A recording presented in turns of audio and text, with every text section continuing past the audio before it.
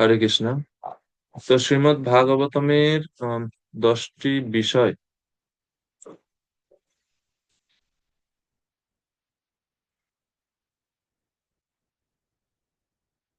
কি হয়ে গেল?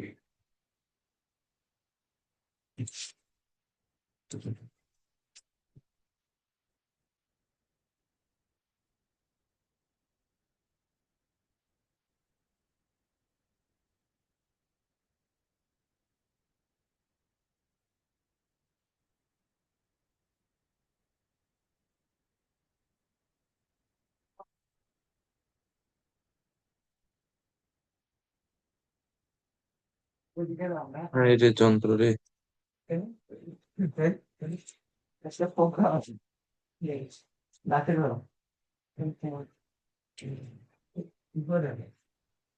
এখন ঠিক আছে। যাই হোক, তো এটা হচ্ছে শ্রীমদ্ ভাগবতমের এই তত্ত্ব সন্দর্ভের উপরে আমরা ওই জিবিতে যখন পড়ছিলাম তখন ওইখান থেকে এখানে নোট এটা। তো যেটা বলছিলাম গতকালকে যে এই যে ভাগবতের যে 10টা বিষয় আমরা বলে থাকি, ভাগবতের 10টা বিষয়, although the 10 topics by Sri Sutta seem to differ from those by Shukadeva Goswami, Srila Jiva Goswami shows that in essence they are the same. অর্থাৎ এই যে এখন আমরা যে দশম স্কন্ধ সরি দ্বিতীয় স্কন্ধের দশম অধ্যায়ের প্রথম শ্লোকে যে 10টা লক্ষণ দেখতে পাচ্ছি, এই লক্ষণগুলো কে বলছেন? না, শুকদেব গোস্বামী বলছেন। কিন্তু এই লক্ষণগুলো ছাড়াও সুত গোস্বামী দ্বাদশ স্কন্ধে তিনি আরো 10টা লক্ষণের কথা বলেছেন। আরো বাকি কয়টা লক্ষণের কথা, মানে আরো বাকি 10টা, এবং সেই নামগুলো কিন্তু ভিন্ন। আমরা এখানে পাশাপাশি দিয়েছি এখানে। উম,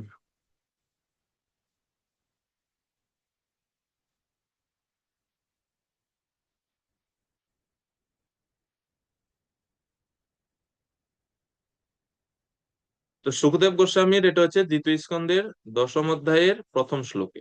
আর সুত গোস্বামী বলেছেন দ্বাদশ স্কন্ধের সপ্তম অধ্যায়ের 9 থেকে 10 নম্বর শ্লোকে 10টি বিষয়। সেখানেও তিনি 10টি বিষয় বলছেন, কিন্তু শব্দগুলো ভিন্ন ভিন্ন। তো মনে হতে পারে যে মানে সুখদেব গোস্বামী আলাদা 10টা লক্ষণের কথা বলছেন আর সুত গোস্বামী আলাদা 10টা লক্ষণের কথা বলছেন, এরকম মনে হতে পারে। কিন্তু জীব গোস্বামী আম তত্ত্ব সন্দর্ভের এটা হচ্ছে যতটুক মনে পড়ে, এটা 61 নম্বর অনুচ্ছেদ বা 61 নম্বর সূত্রের মধ্যে জীব গোস্বামী এটা বলছেন যে দুইটা দুইজনেই যদিও আলাদা আলাদা শব্দ ব্যবহার করছেন, কিন্তু দুইজনেরই টপিক একই। তো তিনি তুলনা করছেন এখানে। যেমন আমরা পড়লাম গতকালকে স্বর্গ। স্বর্গ মানে কি? প্রাইমারি ক্রিয়েশন, মুখ্য সৃষ্টি, যেটা ভগবান সৃষ্টি করছেন, ষোড়শ উপাদান। সেটাকে সুত গোস্বামী সেখানে তিনি স্বর্গ নামে মানে উম, সম্বোধন করছেন। স্বর্গ স্বর্গ ঠিকই আছে। বিসর্গ আমরা পড়লাম সুখদেব গোস্বামীর কাছ থেকে, যে সেকেন্ডারি ক্রিয়েশন, বিসর্গ। সেম সেখানেও সুত গোস্বামীও বিসর্গ বলেছেন। পার্থক্য হচ্ছে নিচের গুলা থেকে। 3 নম্বরে তিনি বলছেন স্থানম। স্থানম মানে কি? মেনটেনেন্স। মানে মানে কিভাবে জীব কোন এই যে বিভিন্ন লোকে জীবেরা অবস্থান করে, মেনটেনেন্স ইংলিশে। জীব ভানু স্বামী মহারাজ ওনার ইংরেজি অনুবাদে তিনি এটা স্থানমকে মেনটেনেন্স বলছেন। আর এই স্থানমেরই অনুরূপ হচ্ছে বৃত্তি। তা আপনারা যদি এটা পড়েন, এই এই এই পরের শ্লোকগুলো দ্বাদশ স্কন্ধের সপ্তম অধ্যায়ের 9-10-এ তো 10টি বিষয়ের কথা বলছে। পরে এগুলোর ব্যাখ্যাও তিনি দিয়েছেন। যেরকম সুখদেব গোস্বামী প্রথমে 10টা লক্ষণ বলছেন, পরে এগুলোর ব্যাখ্যা দিয়েছেন সেম।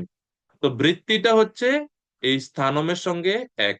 তারপরে পোষণ, ভগবানের অনুগ্রহ, সেটাকে সুত গোস্বামী ওইখানে বলছেন রক্ষা, রক্ষা, সংস্কৃত রক্ষা। তার পঞ্চম বিষয় এখানে সুখদেব গোস্বামী বলছেন উতি। উতি মানে হচ্ছে কর্মবাসনা, সকাম কর্মবাসনা, ম্যাটেরিয়াল ডিজায়ার্স। এটাকেই সুত গোস্বামী বলছেন হেতু। কেননা হেতু হচ্ছে কারণ। কারণ মানে জীব এই জড় বাসনার কারণে বা সকাম কর্ম বাসনার কারণে এই জড় জগতে আটকে থাকে। তো এই জড় জগৎ এই জন্য এটাকে বলেছে হেতু।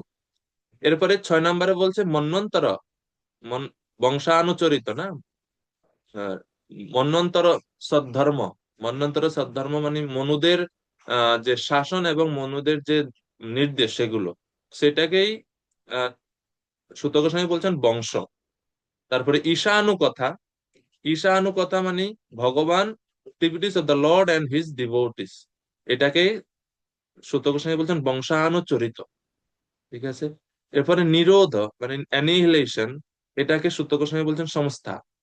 মুক্তি মানে লিবারেশন, যেটা হচ্ছে জীব এই জড় জগৎ থেকে মুক্ত যখন ভগবানের ধামে ফিরে যায়, যেটা হচ্ছে ওই 4 প্রকার প্রলয়ের আত্যান্তিক প্রলয় যেটা আমরা গতকালকে পড়লাম, সেটাকে তিনি ওই এই দুইটাকে সূত গোস্বামী দশম দ্বাদশ স্কন্ধের সংস্থা শব্দ দ্বারাই মানে একই শব্দ দ্বারা তিনি সংজ্ঞায়িত করছেন সংস্থা। তাইলে দেখতে পাচ্ছি আমরা সূত গোস্বামী 9টা শব্দ ব্যবহার করছেন এখানে, না? নবলক্ষণ না। কিন্তু ও না, এটা হচ্ছে জীব গোস্বামী মানে ভাগবতমের প্রথম এই 10টা বিষয়ের সঙ্গে মিলানোর জন্য ওনার এইগুলোকে তুলনা করছেন এভাবে। তো এ- যেটা সুখদেব গোস্বামী 8 এবং 9, সেটা সুত গোস্বামী সংস্থা শব্দ দ্বারা মানে সংস্থার সঙ্গে মিলে এই জন্য জীব গোস্বামী এই দুটাকে একই ধরছেন। আর দশম বিষয় যেটা আশ্রয় তত্ত্ব, সেটা হচ্ছে অপাশ্রয়, সুত গোস্বামী বলছেন অপাশ্রয়।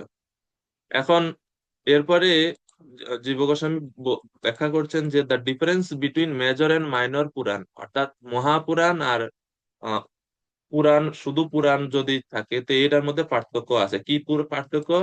যেগুলো মেজর মানে হচ্ছে আহ, মহাপুরাণ, যেগুলো মহাপুরাণ ডিলস এক্সটেন্সিভলি উইথ 10 টপিকস। মহাপুরাণে 10টা বিষয় থাকে এবং এই 10টা বিষয় খুব বিস্তারিত ভাবে বর্ণনা থাকে এগুলোর। আর যেগুলো শুধু পুরাণ বা মাইনর পুরাণ সেখানে lesser Purana deals with only 5 topics, মানে 5টা বিষয় থাকে। কি কি থাকে? স্বর্গ, প্রতিসর্গ, বংশ, মন্বন্তর এবং বংশানুচরিত। তো এগুলোর অনুবাদও আছে। স্বর্গ মানে ক্রিয়েশন, প্রতিসর্গ মানে হচ্ছে ডিজলিউশন মানে প্রলয়, বংশ মানে হচ্ছে দ্য জিনিওলজিস অফ কিং অর সেজেস মানে রাজাদের বংশ, বংশাবলী কার ছেলে কে, কার তারপরে কে, তারপরে কে, এই বংশের কথা। মন্বন্তর মনুদের শাসনের কথা। এবং বংশানুচরিত মানে হচ্ছে the histories of various sages, kings and incarnation, ভগবানের অবতার, বহু ঋষি এবং রাজাদের আহ চরিত কথা বংশানুচরিত। এবং জীব গোস্বামী আরো আহ, নির্দিষ্ট করে বলছেন যে in the course of discussing this 5 topics, অর্থাৎ যখন শুধু পুরাণ যেটা বা মাইনর পুরাণ বা লেসার পুরাণ গুলাতে যখন 5টা বিষয় বলা হয়, এই 5টা বিষয়ের মধ্যে কিন্তু এই 10টা বিষয় সবগুলা মানে নিহিত থাকে।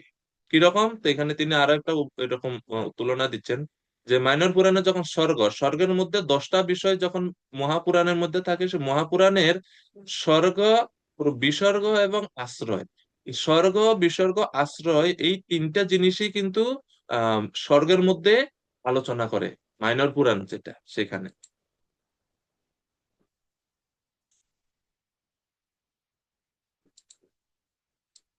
তারপরে প্রতিসর্গ যেটা শুধু পুরাণের মধ্যে, প্রতিসর্গ যেটা, এই প্রতিসর্গের মধ্যে নিরোধ এবং মুক্তি এই দুইটা বিষয় একসাথে থাকে। কেননা নিরোধ মানে হচ্ছে প্রলয় এবং মুক্তিও মানে হচ্ছে জগৎ থেকে চলে যাওয়া। তো প্রতিসর্গের মধ্যে নিরোধ এবং মুক্তি দুইটাই একসাথে থাকে।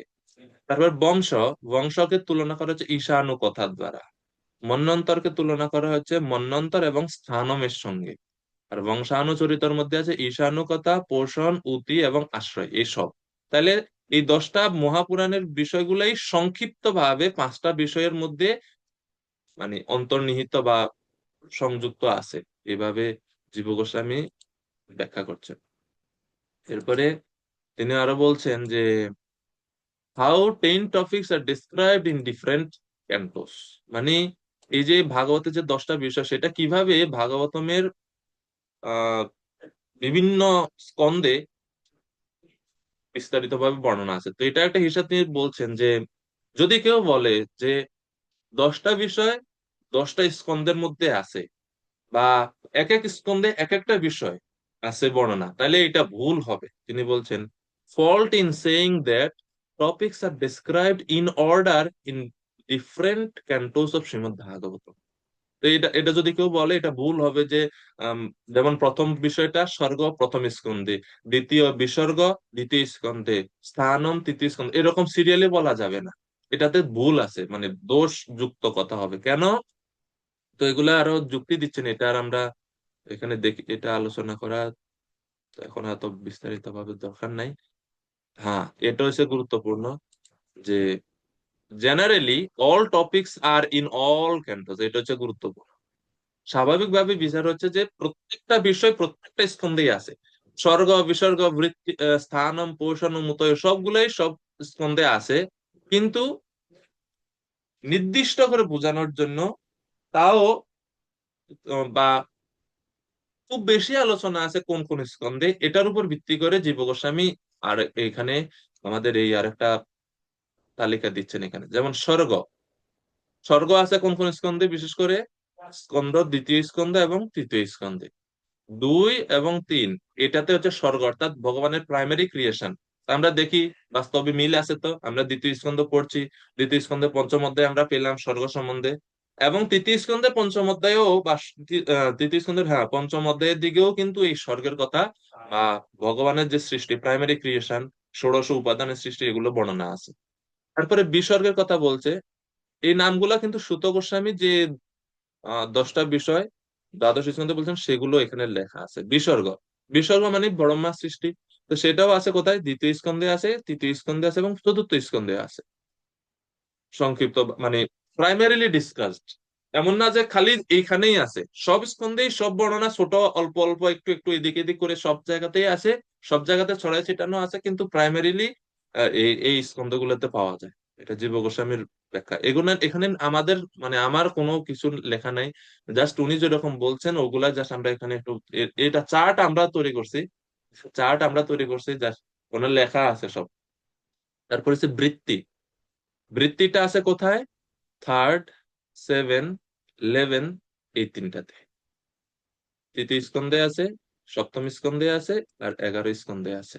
তারপরে রক্ষা, রক্ষাকে বলা হচ্ছে ভগবানের আহ রক্ষাকে বলেছে পোষণ, পোষণের সঙ্গে তুলনা করছে। তো রক্ষাটা কোন কোথায় আছে, তিনি বলছেন অল ক্যান্টোস, প্রত্যেক স্কন্ধে আছে। ক্যান্টো মানে হচ্ছে স্কন্ধ, স্কন্ধকে ক্যান্টো বলা হয়। তো প্রত্যেক স্কন্ধে ভগবান যে তার ভক্তদের অনুগ্রহ করেন, কৃপা করেন, এটা সব স্কন্ধে বর্ণনা আছে, এই জন্য আর স্পেসিফিকলি কোথাও বলেননি। তার মন্বন্তর, মন্বন্তর কোথায় আছে, অষ্টম স্কন্ধে, প্রাইমারিলি অষ্টম স্কন্ধে আছে। তারপরে হচ্ছে বংশ, 4th and 9th ক্যান্টো, চতুর্থ এবং নবম স্কন্ধে এর বর্ণনা আছে। তারপর বংশানুচরিত, বংশানুচরিত সেম, চতুর্থ এবং নবম স্কন্ধে। সংস্থা, সংস্থা আছে একাদশ এবং দ্বাদশ, এই দুইটি স্কন্ধে। তারপরে হেতু বা যেটাকে আমরা বলি উতি উতয়, সেটা আছে কোথায়, 3rd, 11 and 3rd, 11 এই দুইটাতে, তৃতীয় স্কন্ধতে আছে এবং একাদশ স্কন্ধে আছে। যেখানে কপিল দেবের শিক্ষাতে আছে, বাই কপিল এন্ড ভগবান নিজে উদ্ধবজিকে যখন উদ্ধব গীতাতে উপদেশ দেন সেখানে আছে। আর অপাশ্রয় যেটা হচ্ছে আশ্রয় তত্ত্ব, সেটা আছে মূলত দশম স্কন্ধে। তো এই হচ্ছে জীব গোস্বামীর মতে বিভিন্ন স্কন্ধের কোন কোন স্কন্ধে কোন কোন বিষয়গুলো আছে তার বর্ণনা।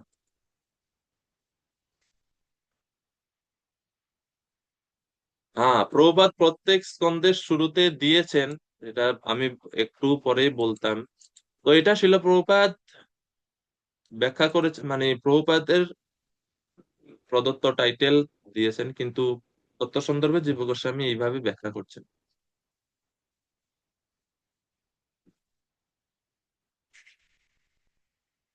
তো শেষে জীব গোস্বামী বলছেন যা ultimate ultimate purpose of Shrimad Bhagavatam is to explain the 10th item, the আশ্রয়, মানে ভাগবতমের মূল বিষয়, মূল লক্ষ্য হচ্ছে দশম বা দশম লক্ষণ যেটা আশ্রয় তত্ত্ব, সেটা ব্যাখ্যা করা। তার জন্যই আগে মানে প্রথম 9টি স্কন্ধ বর্ণনা রয়েছে, এরপরে বলছে যে the Bhagavatam describes Shri Krishna in its beginning, middle end end and end, and not just in that last canto. Srila Jiva will explain this matter in more detail in Krishna Sandarbha. তো কৃষ্ণ সন্দর্ভে তিনি এটার আরো বিশদ ব্যাখ্যা করছেন। এখন দেখেন, মানে আমরা যদি যদি ওটা ধরি যে প্রত্যেক স্কন্ধে একটা একটা করে লক্ষণ আছে, যেটা প্রভুপাদের যে প্রথম স্কন্ধে লেখা আছে সৃষ্টি, তো এরকম যদি লেখা হয়ে থাকে তাহলে আপনার স্কন্ধ আছে 12টা, বিষয় হচ্ছে 10টা, তাহলে বাকি 2টা স্কন্ধকে আপনি কি নাম দিবেন?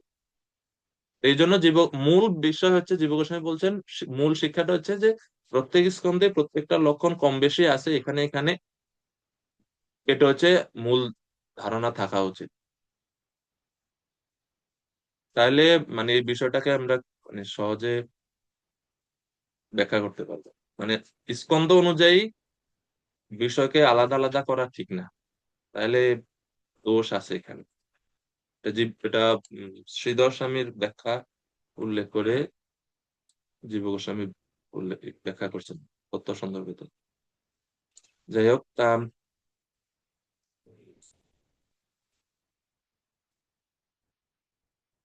এখন আমরা আমাদের পরবর্তী শ্লোকগুলো থেকে আমরা শুরু করি, কন্টিনিউ করি। তো আমরা গতকালকে পড়ছিলাম 7 পর্যন্ত, আজকে 8 থেকে পরে বর্ণনা করবো।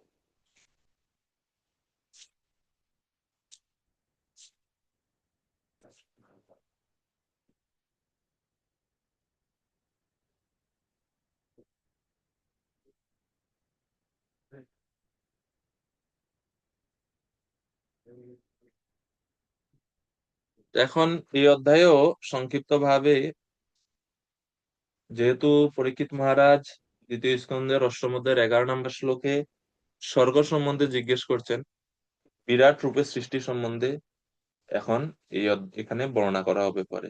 তো শ্লোক নাম্বার 8, 9 এখানে বলা হচ্ছে যে, 8, 9 তো পড়া হয়েছে না, 8, 9 পড়া হয়নি। দশম স্কন্ধে যে আশ্রয় তত্ত্ব, সে আশ্রয় তত্ত্ব কে, বা আত্মার আশ্রয় কে?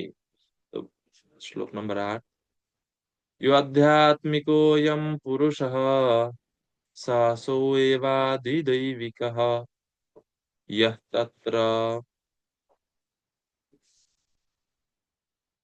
यस्तत्रोभयविच्छेद পুরুষো হ্যাদিভৌতিক। বিবিধ ইন্দ্রিয় সমন্বিত স্বতন্ত্র ব্যক্তিকে বলা হয় আধ্যাত্মিক পুরুষ। ইন্দ্রিয় সমূহের নিয়ন্ত্রণকারী দেবতাকে বলা হয় আদি দৈবিক পুরুষ, এবং চক্ষুগোলকে দৃষ্ট ব্যক্তিকে বলা হয় আদি ভৌতিক পুরুষ। কৃষ্ণ যেহেতু ভগবান হচ্ছেন আশ্রয় তত্ত্ব, সকলের মূল আশ্রয়, তো কিভাবে ভগবান সকলের মূল আশ্রয়? এই জন্য বলছে পরমাত্মা রূপে তিনি জীবাত্মার আশ্রয়, যিনি আধ্যাত্মিক, আদি দৈবিক এবং আদি ভৌতিক, এই তিনটারও আশ্রয় তিনি। তিনটা অবস্থা পরস্পরের উপর নির্ভরশীল এবং ভগবানের উপর নির্ভরশীল। আধ্যাত্মিক মানে কি? এখানে আধ্যাত্মিক, আমরা যে আধ্যাত্মিক, আদি দৈবিক, আদি ভৌতিক ক্লেশ বলি, এখানে আধ্যাত্মিক, আদি দৈবিক, আদি ভৌতিকের অর্থ একটু ভিন্ন। এখানে আধ্যাত্মিক বলতে বোঝানো হচ্ছে সূক্ষ্ম ইন্দ্রিয় সমূহকে, আদি দৈবিক বলতে বোঝানো হচ্ছে ইন্দ্রিয় দেবতাগণকে, এবং আদি ভৌতিক বলতে বোঝানো হচ্ছে দেহের স্থূল ইন্দ্রিয়গুলো, সূক্ষ্ম ইন্দ্রিয়, স্থূল ইন্দ্রিয়। তো স্থূল ইন্দ্রিয়কে বোঝানো হচ্ছে আদি ভৌতিক বলে।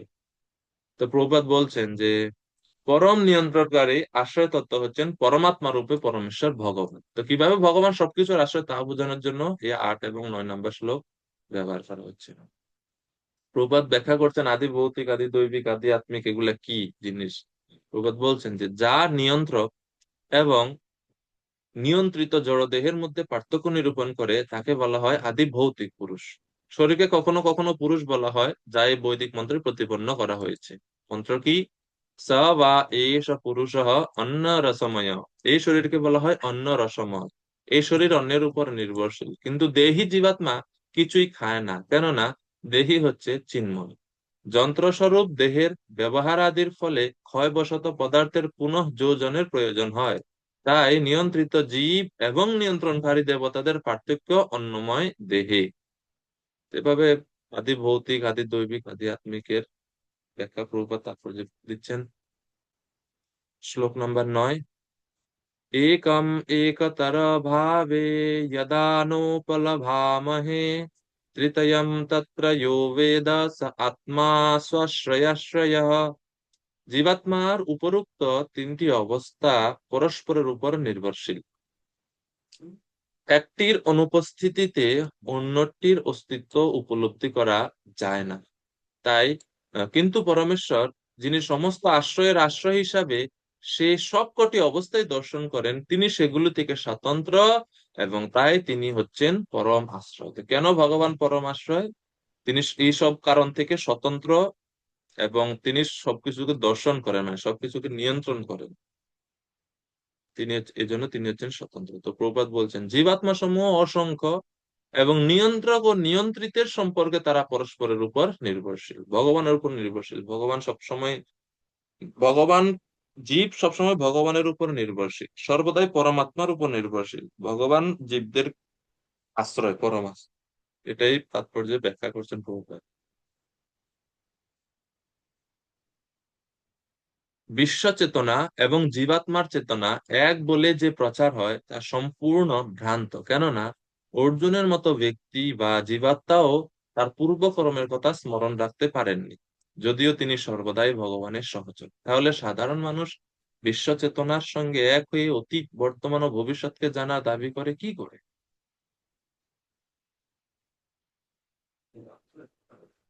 তো এখন 10 থেকে 35 নম্বর শ্লোক পর্যন্ত 2:8-11 জিজ্ঞাসিত পরীক্ষিত মহারাজের প্রশ্নের উত্তর সুখদেব গোস্বামী দেওয়া শুরু করছেন। স্বর্গ। স্বর্গ মানে হচ্ছে ভগবানের সৃষ্টি, বা ভগবান যা যা সৃষ্টি করে। আর বিসর্গ মানে হচ্ছে উপসৃষ্টি, ব্রহ্মা যা সৃষ্টি করে। তো 10 নম্বর শ্লোক, 10, 11, 12 এই তিনটিতে বলা হচ্ছে গর্ভোদক সমুদ্রে গর্ভোদকশায়ী বিষ্ণু কিভাবে শয়ন করেছেন। বিভিন্ন ব্রহ্মাণ্ড সৃষ্টি করে সেই বিরাট পুরুষ মহাবিষ্ণু কারণ সমুদ্র থেকে বেরিয়ে এসে প্রতিটি ব্রহ্মাণ্ডে প্রবেশ করলেন, এবং শয়ন করার ইচ্ছে করে দিব্য জল সৃষ্টি করলেন। তো ভগবান কারণদর্শী বিষ্ণু প্রতিটি ব্রহ্মাণ্ডে প্রবেশ করলেন। তো প্রতিটি ব্রহ্মাণ্ডে প্রবেশ করলেন, ইনি হচ্ছেন, এখন ওনার নাম হচ্ছে গর্ভোদকশায়ী, যেহেতু প্রতিটি ব্রহ্মাণ্ডের গর্ভে তিনি প্রবেশ করছেন। গর্ভোদকশায়ী বিষ্ণু করলেন তিনি, হয়ে তিনি শয়ন করার ইচ্ছা করেন। চিন্তা করলেন সব তো খালি, ব্রহ্মাণ্ড খালি, পুরোটা খালি। তো এখন শয়ন করার ইচ্ছে যখন করেন, তখন এখন কিসে শয়ন করবেন? বিছানাপত্র তো নাই, কিছু খাটটাট। তো তিনি তার শরীর থেকে ভগবান নিজের শ্বেত বিন্দু দিয়ে তিনি শ্রী- মানে সমুদ্র তৈরি করলেন। এটাকে বলা হচ্ছে গর্ভোদক সাগর। তো এই গর্ভোদক সাগরের উপরে তিনি শয়ন করলেন, অনন্ত শেষের উপর, অনন্ত শেষ নাগের উপরে।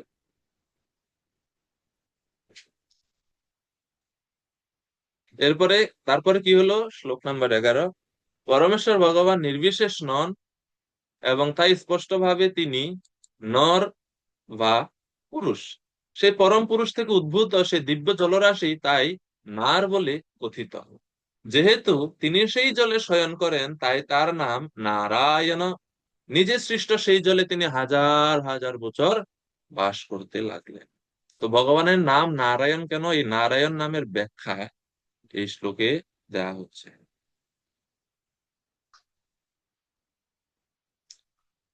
তাসু অবাৎসিত স্বসৃষ্টাসু সহস্রম পরিবৎসরান তেন নারায়ণো নাম যদাপো পুরুষোদ্ভব।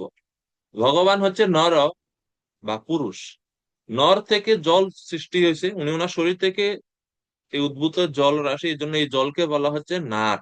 আর সেই নারে তিনি শয়ন করছেন বা বাস করছেন। অয়ন, অয়ন শব্দের অর্থ হচ্ছে বাস করা, শয়ন করা। সেই জন্য ওনার নাম হচ্ছে নারায়ণ। এই হচ্ছে নারায়ণ নামের ব্যাখ্যা।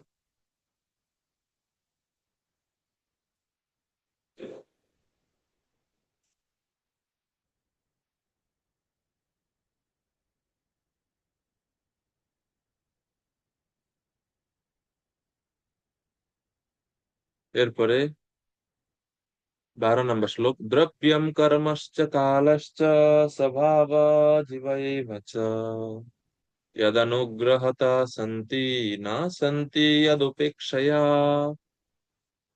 এই শ্লোকটা আপনাদের কাছে পরিচিত পরিচিত লাগে?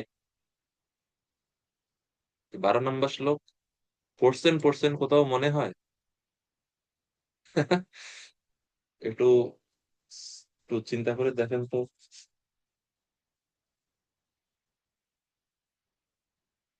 দ্রব্যম কর্মশ্চ কালশ্চ স্বভাব জীব এব চ। আপনাদের শিখে মুখস্থ করতে দিয়েছিলাম মনে হয় আমি।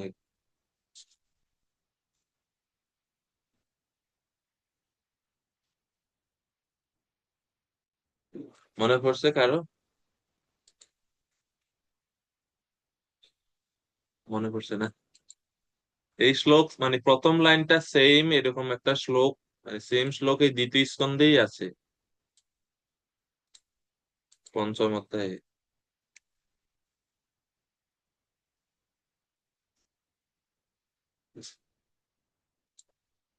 দ্বিতীয় স্কন্ধের পঞ্চম অধ্যায়ে। উম,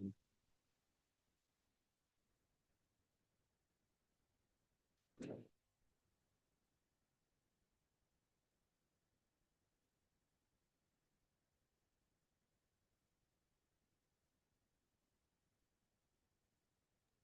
প্রভুজি, পঞ্চম। 14 নাম্বার, 14 নম্বর শ্লোক, হ্যাঁ পঞ্চম হ্যাঁ, অধ্যায়। 14 নম্বর শ্লোক, পঞ্চম অধ্যায়। Correct correct. দ্বিতীয় স্কন্ধের পঞ্চম অধ্যায় 14 নম্বর শ্লোক। আমি ওটা খুঁজতেছি, আমি পাইতেছি না এখন। ওকে। তো 14 নম্বর শ্লোকে সেম, মানে প্রথম লাইনের মতো অনুরূপ, যে কি বলা আছে এই এই লাইনে বা এই শ্লোকে, এই শ্লোকটা খুবই গুরুত্বপূর্ণ, এটা আপনার মুখস্থ করে, এটা ওই দ্বিতীয় স্কন্ধের পঞ্চম অধ্যায়ের 14 নম্বর শ্লোক যেটা আছে ওটা আপনার মুখস্থ করবেন। কেননা এখানে বলা হচ্ছে যে এই গর্ভদক্ষায় বিষ্ণু ভগবান তিনি কিভাবে আহ কি কি সৃষ্টির কি কি উপাদানগুলো তিনি জীবের মধ্যে মানে প্রকৃতির মধ্যে দিলেন। তো এই শ্লোকে আছে দ্রব্যম কর্মশ্চ কালশ্চ স্বভাব জীব এব চ বাসুদেবাৎ পরব্রহ্ম না চান্য অর্থ স্তি তত্ত্বতঃ। এই এইগুলা উপাদানই হচ্ছে মূল উপাদান সৃষ্টির। তো 12 নম্বর শ্লোক এখানে অনুবাদে বলা হয়েছে নিশ্চিত ভাবে জেনে রাখা উচিত যে সমস্ত দ্রব্য, কর্ম, কাল, স্বভাব এবং এই সবের ভোক্তা জীব কেবল তার কৃপার প্রভাবেই বর্তমান, এবং তিনি উপেক্ষা করলে তাদের আর অস্তিত্ব থাকে না। এই জন্য সকলের আশ্রয় কে? পরমেশ্বর ভগবান। ভগবান হচ্ছেন আশ্রয় তত্ত্ব। তো কিভাবে এই জড় ব্রহ্মাণ্ডের যা কিছু উপাদান, মূল উপাদান গুলো, এগুলো হচ্ছে মূল, এগুলারই বিকার। ধীরে ধীরে সব এই জড় ইন্দ্রিয়, জড় বস্তু সমূহ সবগুলো বিকার এখান থেকেই আসছে। দ্রব্য কর্ম, দ্রব্য মানে হচ্ছে ভৌতিক উপাদানগুলোর সূক্ষ্ম রূপ। দ্রব্য কর্ম, কর্ম মানে জীবের কর্ম। কাল মানে হচ্ছে সময়, কাল শক্তি, ভগবানের মহাকাল শক্তি। স্বভাব, জীবের স্বভাব। এবং ভোক্তা, জীবাত্মা নিজে, এগুলোই গর্ভদক্ষায় ভগবান তিনি প্রকৃতির মধ্যে প্রদান করেন। গর্ভদক্ষা ভগবানের দৃষ্টি শক্তির মধ্যে প্রকৃতিতে এই বস্তুগুলো প্রবেশ করে। তো 13 14 নম্বর শ্লোকে বলা হচ্ছে ভগবানের বিভিন্ন শক্তি ও হিরণ্ময় বীর্যের প্রকাশ। পরমেশ্বর ভগবান, 13 নম্বর শ্লোক, পরমেশ্বর ভগবান বহুরূপে প্রকাশিত হতে ইচ্ছা করে যোগ নিদ্রা থেকে উত্থিত হলেন। তো আগের শ্লোকে বলা হয়েছে যে ভগবান হাজার হাজার বছর সেখানে বাস করে, অবস্থান করছেন। এখন ওনার ইচ্ছা হলো বহুরূপে প্রকাশিত হবে, তিনি নিজেকে বহু করবেন। এই জন্য তিনি যোগনিদ্রা থেকে উত্থিত হলেন এবং হিরণ্ময় বীর্যকে মহাশক্তির দ্বারা 3 ভাগে বিভক্ত করলেন। তো প্রভুপাদ বলছেন এই ব্রহ্মাণ্ডের সৃষ্টির পূর্বে ভগবান পূর্ণ শক্তিরূপে বিদ্যমান থাকেন এবং নিজেকে বহুরূপে প্রকাশ করার ইচ্ছা করে তিনি নিজেকে বহুমুখী শক্তি রূপে বিস্তার করেন, এবং এই সমষ্টি শক্তি থেকে তিনি পুনরায় নিজেকে আধ্যাত্মিক, আদি দৈবিক এবং আদি ভৌতিক শক্তি রূপে বিস্তার করেন। ওই যে মায়া শক্তির দ্বারা 3 ভাগে বিভক্ত করলেন, এই 3 ভাগ হচ্ছে আধ্যাত্মিক, আদি ভৌতিক, আদি দৈবিক শক্তি রূপে তিনি বিস্তার করেন, যা পূর্বে বিশ্লেষণ করা হয়েছে। পূর্বে বিশ্লেষণ করা হয়েছে কোথায়? পঞ্চম অধ্যায়ে, দ্বিতীয় স্কন্ধের পঞ্চম অধ্যায়ে। সেখানে সেখানে আমরা সৃষ্টির শুরুতে দেখি যে সৃষ্টির উপাদানের মধ্যে সবগুলো দ্রব্য সেই আদি ভৌতিক, আদি দৈবিক, আদি আত্মিক হয়, এগুলো বর্ণনা দেখা যায়। এরপরে প্রভুপাদ বলছেন, যেহেতু সবকিছু তার থেকে উদ্ভূত, মহাবিষ্ণু থেকে উদ্ভূত, তাই জড় সৃষ্টিতে কোনো কিছুই তার থেকে ভিন্ন নয়, কিন্তু এই সমস্ত শক্তির বিশেষ বিশেষ কার্যকলাপ এবং প্রকাশ রয়েছে, এবং তাই তারা যুগপৎ ভগবান থেকে ভিন্ন। জীব ও ভগবানের এই প্রকার শক্তি মানে তটস্থ শক্তি, তাই তারা ভগবান থেকে যুগপৎ অভিন্ন এবং ভিন্ন। অব্যক্ত অবস্থায় জীব শক্তি ভগবানের লীন থাকে, এবং যখন তাদের জড়জগতে প্রকাশ করা হয়, তখন তারা প্রকৃতির বিভিন্ন গুণের প্রভাবে ভিন্ন ভিন্ন বাসনার মাধ্যমে ভিন্ন ভিন্ন রূপে প্রকাশিত হয়। রেগুলার সবগুলো করেন ব্রহ্মাজি। ভগবানের নির্দেশ অনুসারে ব্রহ্মাজি এই কোন কোন জীবের কি কি কর্ম, কি কি বাসনা, কি কি স্বভাব, সেই অনুপাতে ভিন্ন ভিন্ন দেহ প্রদান করেন, এবং এই অবস্থাকে বলা হয় বদ্ধ অবস্থা। কিন্তু মুক্ত জীবেরা তাদের সনাতন স্বরূপ ভগবানের শরণাগত থাকে, তাই তারা জড়া প্রকৃতির সৃষ্টি এবং ধ্বংসের দ্বারা প্রভাবিত হয় না। এইভাবে যোগনিদ্রা সাহিত্য ভগবানের দৃষ্টিপাতের ফলে জড় জগতের সৃষ্টি হয়, এবং তার ফলে সমস্ত ব্রহ্মাণ্ড এবং ব্রহ্মাণ্ডের নিয়ন্তা ব্রহ্মা পুনঃ পুনঃ প্রকট হয় এবং বিনষ্ট হয়। তো কিভাবে ভগবান জগতের সৃষ্টির সবগুলো উপাদান সব ভগবানের উপর নির্ভরশীল, এভাবে ব্যাখ্যা করা হচ্ছে।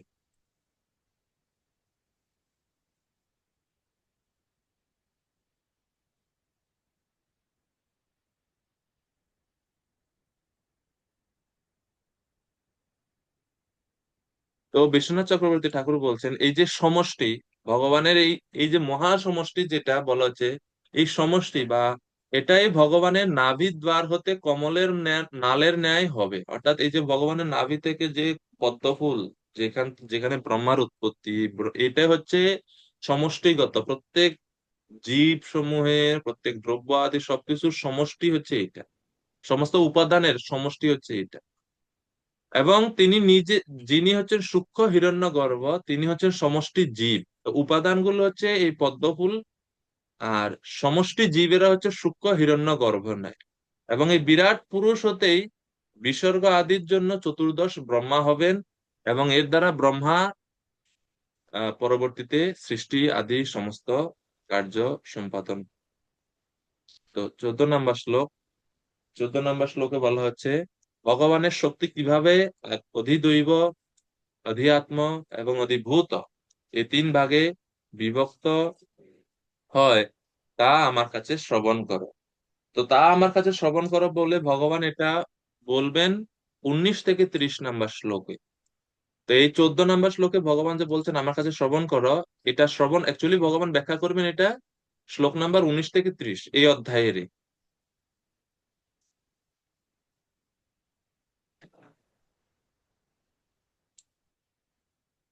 2, 10, 19 থেকে 30।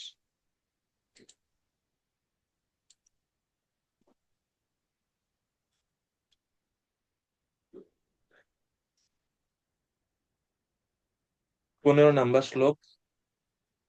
তো এখন ধীরে ধীরে কিভাবে ভগবান সৃষ্টি করছেন, বিরাট রূপের, বিরাট পুরুষের প্রকাশ হচ্ছে, তা এখানে বলা হচ্ছে। শ্লোক নাম্বার 15। অন্ত শরীর আকাশাৎ পুরুষস্য বিচেষ্টতঃ ওজসহো বলম যজ্ঞে ততঃ প্রাণো মহানসু। মহাবিষ্ণুর দিব্য শরীরের, সেটা হচ্ছে বিরাট রূপের। দিব্য শরীর বলতে এখানে বিরাট রূপকে বোঝাচ্ছে। মহাবিষ্ণুর বিরাট শরীরের হৃদয় আকাশ থেকে ইন্দ্রিয় শক্তি, মন শক্তি ও দেহ শক্তি উৎপন্ন হলো। তারপর সমস্ত জীবনী শক্তির উৎস স্বরূপ প্রাণ শক্তি উৎপন্ন হলো। কোথা থেকে সব উৎপন্ন হলো? বিরাট রূপের বা মহাবিষ্ণুর হৃদয় আকাশ থেকে। কেননা মন, প্রাণ শক্তি, এই প্রাণ শক্তি তো আমাদের হৃদয়ে অবস্থান করে, জীবের হৃদয়ে অবস্থান করে। এই জীবের হৃদয়ে এই প্রাণ শক্তি কিভাবে আসছেন? মহাবিষ্ণু ভগবানের বিরাট রূপের থেকে। তো বিরাট রূপের হৃদয় আকাশ থেকে ইন্দ্রিয় শক্তি, মন শক্তি, দেহ শক্তি এবং শেষে প্রাণ শক্তির উৎপন্ন হলো। এরপরে প্রাণ শক্তির গুরুত্ব বলা হচ্ছে 16 নম্বর শ্লোকে। অনুপ্রাণন্তি ইয়ং প্রাণাহ প্রাণান্তম সর্বজন্তুষু অপানন্তম পানন্তি নরদেবম ইবানুগাহ। রাজার অনুচরেরা যেমন তাদের প্রভুর অনুগমন করে, তেমনি জীবদেহের বেষ্টি প্রাণসমূহ মুখ্য প্রাণের শক্তি দ্বারা চালিত হয়। বেষ্টি প্রাণসমূহ বলতে ইন্দ্রিয় সমূহ, অর্থাৎ এই প্রাণ শক্তির দ্বারাতে ইন্দ্রিয়গুলো সব সচল হয়। যদি প্রাণ শক্তি থাকে না, অর্থাৎ কোন জীবের, মানুষের যদি আত্মাই থাকে না, প্রাণ শক্তি না থাকে, তা ইন্দ্রিয় চলে চলে না। তো ইন্দ্রিয় সবগুলো সচল হয়, চালিত হয় প্রাণ শক্তির দ্বারা। মুখ্য প্রাণ নিশ্চেষ্ট হলেও সমস্ত জীবদেহের ইন্দ্রিয়ের কার্যকলাপও স্তব্ধ হয়। অর্থাৎ মুখ্য প্রাণ, এই প্রাণ শক্তি যদি নিস্তব্ধ হয়ে যায়, নিশ্চেষ্ট হয়ে যায়, চলে যায়, দেহ থেকে বের হয়ে যায়, তাহলে ইন্দ্রিয়গুলোর কার্যকলাপ বন্ধ হয়ে যায়। এটা হচ্ছে প্রাণ শক্তির গুরুত্ব। তো প্রভুপাদ বলছেন যে জীবেরা এই প্রসঙ্গে, মানে এই সেকশনে প্রভুপাদ বারবার এই জিনিসটা তাৎপর্য ব্যাখ্যা করছেন যে আমরা কতটুকু ভগবানের উপর নির্ভরশীল। আমাদের স্বতন্ত্র কোনো কোনো কিছু করার শক্তি নেই। পূর্ণরূপে সব সব প্রত্যেকটা ক্ষেত্রে আমরা ভগবানের উপর নির্ভরশীল। কেননা, তো এই এই এই জিনিসটা ভালো করে বোঝার এই জন্য প্রভুপাদ এখানেও বলছেন যে জীবেরা পরম পুরুষ পরমেশ্বর ভগবানের সমগ্র শক্তির উপর সম্পূর্ণ ভাবে নির্ভরশীল। বৈদ্যুতিক বাতি যেমন স্বতন্ত্র জ্যোতি নেই, ঠিক তেমনি এই সমস্ত জীবদের কারোরই স্বতন্ত্র অস্তিত্ব নেই। প্রতিটি বৈদ্যুতিক যন্ত্রই সম্পূর্ণরূপে বিদ্যুৎ উৎপাদন কেন্দ্রের উপর নির্ভরশীল। উৎপাদন কেন্দ্র বিদ্যুৎ শক্তি উৎপাদন করার জন্য জলাশয়ের উপর নির্ভরশীল। জলাশয়গুলো মেঘের উপর নির্ভর করে, মেঘ সূর্যের উপর নির্ভর করে, সূর্য সৃষ্টির উপর নির্ভর করে, সৃষ্টি ভগবানের চেষ্টা বা গতির উপর নির্ভর করে। এভাবে পরমেশ্বর ভগবান হচ্ছেন সর্বকারণ কারণম, সমস্ত কারণের পরম কারণ। তো সৃষ্টি তত্ত্ব বুঝেন না বুঝেন, এটা অ্যাটলিস্ট বুঝেন যে আমরা সম্পূর্ণরূপে ভগবানের উপর নির্ভরশীল। ভগবানের কৃপা ছাড়া, ভগবানের আশীর্বাদ ছাড়া, অনুগ্রহ ছাড়া আমাদের কিচ্ছু করার নাই, কোনো কিছু ক্ষমতা নাই করার। এটা হচ্ছে মূল বিষয়। কারণ কিভাবে সৃষ্টি হয় এটা অত যদি বুঝিও না তাও অসুবিধা, কারণ মূল বিষয় হচ্ছে এটা। সৃষ্টি তত্ত্ব বুঝে যে ভগবানের উপর আমি নির্ভরশীল, ভগবানের সেবা করতে হবে, এটা হচ্ছে আমার একমাত্র গতি, আর কোনো গতি নাই। তো এখন 17 থেকে 30 পর্যন্ত এখন বর্ণনা করা হচ্ছে সৃষ্টির প্রকরণ। সৃষ্টির প্রকরণ,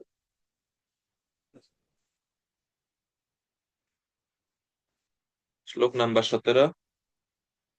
তো যখন এই বিরাট রূপের হৃদয় আকাশ থেকে ইন্দ্রিয় শক্তি, মনোশক্তি, দেহ শক্তি, প্রাণ শক্তি সব আসলো, এরপরে কিভাবে জীবের দেহ, জীবের দেহের ইন্দ্রিয়গুলো, জীব দেহের ইন্দ্রিয়ের বিষয়গুলো সব কিভাবে ধীরে ধীরে প্রকাশিত হতে লাগলো, তা শ্লোক বর্ণনা করা হচ্ছে 17 নম্বর থেকে।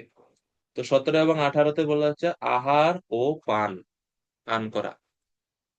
প্রাণ শক্তি ক্ষোভিত হয়ে বিরাট পুরুষের ক্ষুধা ও তৃষ্ণার উদ্রেক হয়, এবং যখন তিনি আহার ও পান করতে ইচ্ছা করেন তখন তার মুখ বিকশিত হয়। তো বিরাট পুরুষের শরীরে যখন যখনই প্রাণ শক্তি আসে, প্রাণ আসার ফলেই ক্ষুধা তৃষ্ণা আসে। ক্ষুধা তৃষ্ণার ইচ্ছা যখন করা আসে, তখন তিনি আহার করতে চান। আহারের দ্বারা ক্ষুধা নিবৃত্তি হয়, পানের দ্বারা তৃষ্ণা নিবৃত্তি হয়। এখন আহার এবং পান করার জন্য তো কি লাগবে? স্থূল ইন্দ্রিয় লাগবে। তো স্থূল ইন্দ্রিয়টা কি? স্থূল ইন্দ্রিয়টা হচ্ছে মুখ। মুখ বিকশিত হয় তখন। তো প্রভুপাদ বলছেন যেভাবে মায়ের গর্ভে জীবের অঙ্গ এবং ইন্দ্রিয় অনুভূতির বিকাশ হয়, সমস্ত জীবের সমষ্টিরূপ বিরাট পুরুষেরও অনেকটাই তাই হয়। তাই সমস্ত সৃষ্টির পরম কারণ নির্বিশেষ নন, অথবা বাসনা রহিত নন। সর্বপ্রকার ইন্দ্রিয় এবং ইন্দ্রিয় অনুভূতির বাসনা পরমেশ্বর ভগবান রয়েছে, তাই প্রত্যেক জীবের মধ্যেও তা প্রকাশ পায়। অর্থাৎ তাহলে প্রভুপাদ বলছেন যে যেহেতু ভগবান সবিশেষ সাকার, এজন্য আমাদের মধ্যেও ভগবান বাসনা রহিত নন, এজন্য জীবের মধ্যেও এই সমস্ত বাসনা থাকে। এই বাসনা হচ্ছে পরম সত্য, পরম পুরুষের প্রকৃতি। যেহেতু সমস্ত মুখের সমষ্টি হচ্ছেন তিনি, তাই জীবেরও মুখ রয়েছে। তেমনি অন্য সমস্ত ইন্দ্রিয় সমূহ এবং অঙ্গ প্রত্যঙ্গ তার রয়েছে বলেই জীবের মধ্যে প্রকাশ পায়। তো এমন না যে আমাদের রয়েছে বলে ভগবানের রয়েছে, এটা বিপরীত। ভগবানের আছে বলে আমাদের আছে, কিন্তু ভগবানের সবগুলো হচ্ছে চিন্ময়, অপ্রাকৃত, শুদ্ধ, নিষ্কলুষ, আর আমাদের গুলো হচ্ছে জড়। ব্রহ্মসংহিতায় ভগবানের ইন্দ্রিয়গুলোর বৈশিষ্ট্য বলা হচ্ছে আম, অঙ্গানি সকলেন্দ্রিয় বৃত্তিমন্তি, অঙ্গান ইয়স্য সকলেন্দ্রিয় বৃত্তিমন্তি পশ্যন্তি পান্তি কলয়ন্তি চিরম জগন্তি আনন্দ চিন্ময় রস। এরকম তো মানে তিনি আহ এক অঙ্গ দিয়ে অন্য বাকি সব অঙ্গের কাজ ভগবান করতে পারেন, কেননা ভগবানের ইন্দ্রিয় গুলো হচ্ছে চিন্ময়। কিন্তু আমরা এক অঙ্গ দিয়ে অন্য অঙ্গের কাজ করতে পারি না। যেরকম ভগবান বলা হয় যে শাস্ত্রে, নৈবেদ্যম পুরতো নস্তম চক্ষুষা গৃহীয়তে ময়া। এই শ্লোক শুনছেন আপনারা? যখন ভগবানের সামনে কোনো নৈবেদ্য দেওয়া হয়, ভগবানের সামনে যখন কোনো কিছু অর্পণ করার ভোগ নিবেদন করা হয়, তখন ভগবান বলছেন নৈবেদ্যম, ভোগ সামগ্রী যা কিছু আমার সামনে নিবেদন করা হয়, পুরতো নস্তম, আমার সামনে যা দেওয়া হয়, চক্ষুষা গৃহীয়তে ময়া, তা আমি চক্ষুর মাধ্যমে বা দৃষ্টির মাধ্যমে গ্রহণ করি। আর তাহলে চোখের মানে দৃষ্টিপাত করে ভগবান অর্পিত দ্রব্য গ্রহণ করে নিচ্ছে। দ্রব্য ভগবান গ্রহণ করছেন, কিন্তু ভগবান ওটা স্বাদ গ্রহণ করে না। এর পরের শ্লোকে আরো মজা আছে। পরের শ্লোকে পরের লাইনে বলছে, আহ রসম তু, এই দ্রব্য যেটা নিবেদন করা হলো আমার সামনে, দ্রব্য তো আমি মানে শুদ্ধ করে দিলাম বা গ্রহণ করলাম চক্ষুর মাধ্যমে, কিন্তু এই দ্রব্যের স্বাদ আমি আস্বাদন করি কখন জানেন? রসম তু দ্বাস জিহ্বায়াম, এর এই দ্রব্যের, এই নৈবেদ্যের স্বাদ বা রস আমি আস্বাদন করি দাস জিহ্বায়, আমার ভক্তদের জিহ্বার মাধ্যমে। অর্থাৎ বৈষ্ণবরা যখন গ্রহণ করে, ব্রাহ্মণরা যখন ভোজন করে, ওনাদের জিহ্বার মাধ্যমে ভগবান ওই দ্রব্য স্বাদ আস্বাদন করে। এই জন্য চৈতন্য চরিতামৃতে বলা হচ্ছে না যে ভগবানের প্রসাদ হলে এটার নাম হচ্ছে, ভগবানকে নিবেদন করার পর এটা যে মহাপ্রসাদ হয়, আর সেটা যখন ভক্ত গ্রহণ করে তখন সেটার নাম হচ্ছে মহাপ্রসাদ হয়। কেননা তখন প্রকৃতপক্ষে ভগবান গ্রহণ করছেন বৈষ্ণব গ্রহণ করার পরে। তো ভগবানের ইন্দ্রিয় গুলো হচ্ছে চিন্ময়, আর ওনার ইন্দ্রিয় আছে এবং ওনার বাসনা আছে বলেই আমাদের আছে, এভাবে প্রভুপাদ ব্যাখ্যা করছেন। তো কিভাবে এখন জীবের প্রত্যেক ইন্দ্রিয় গুলো, ইন্দ্রিয়ের বিষয় আমরা দেখব কিছু জিনিস। যেমন প্রথম হচ্ছে ভগবানের বাসনা হবে, ভগবানের বাসনা থেকে স্থূল ইন্দ্রিয় হবে, সূক্ষ্ম ইন্দ্রিয় হবে, ইন্দ্রিয়ের দেবতা হবে, এবং ইন্দ্রিয়ের বিষয় এবং ইন্দ্রিয়ের কার্য, এই সবগুলো ধারাবাহিক ভাবে এখন বর্ণনা করা হবে। চোখ, কান, নাক, মুখ, জিহ্বা, ত্বক, চুল, যা যা আছে সব ধারাবাহিক ভাবে। অর্থাৎ এটা অনেকটা আমরা যেটা পূর্বে আলোচনা করেছিলাম আহ বিশ- পঞ্চম স্কন্ধে, ঠিক ওই রকমই অনেকটা এখানেও বর্ণনা করা আছে।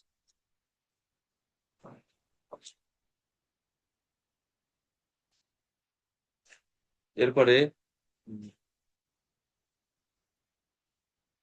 18 নম্বর শ্লোক, মুখ থেকে আলো প্রকট হয় এবং তারপর জিহ্বা উৎপন্ন হয়, তারপর বিভিন্ন প্রকার স্বাদের উৎপত্তি হয় যাতে জিহ্বা তাদের সাধন করতে পারে। তো মুখ হলো, মুখের পরে তালু হলো, তালু মানে বুঝেন যে ভিতরের যে অংশটা আমাদের মুখের ভিতরে, তালুর পরে, তালু প্রকট হওয়ার পরে সেখানে জিহ্বা উৎপন্ন হলো, জিহ্বা হলো যে জিহ্বার দ্বারা আমরা জিহ্বার উৎপন্নের ফলে বিভিন্ন প্রকার স্বাদ উৎপন্ন হলো। তো 6 প্রকার স্বাদ আছে, এবং পৃথিবীতে যা কিছু খাদ্যদ্রব্য সবাই 6 প্রকার স্বাদেরই আহ, প্রতিরূপ।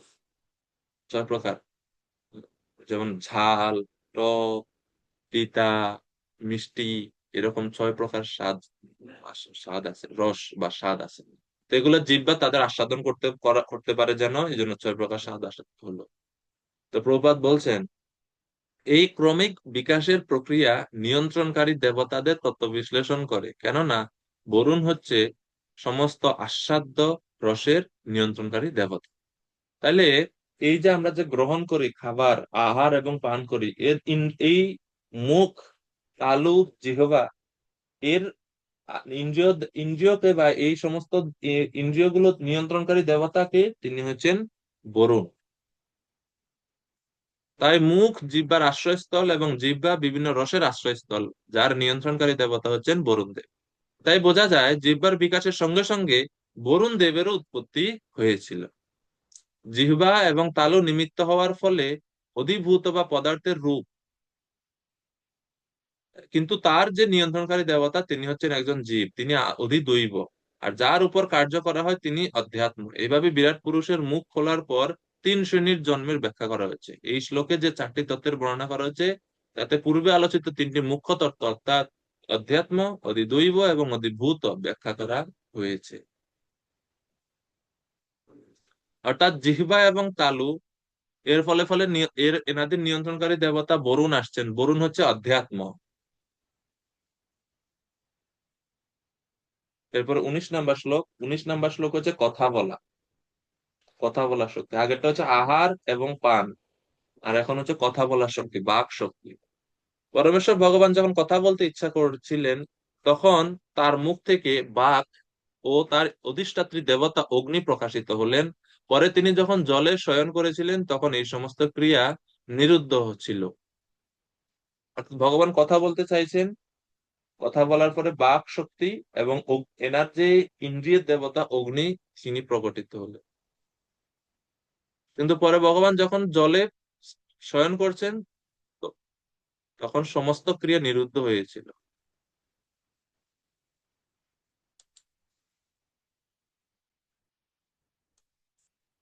19 নম্বর শ্লোক।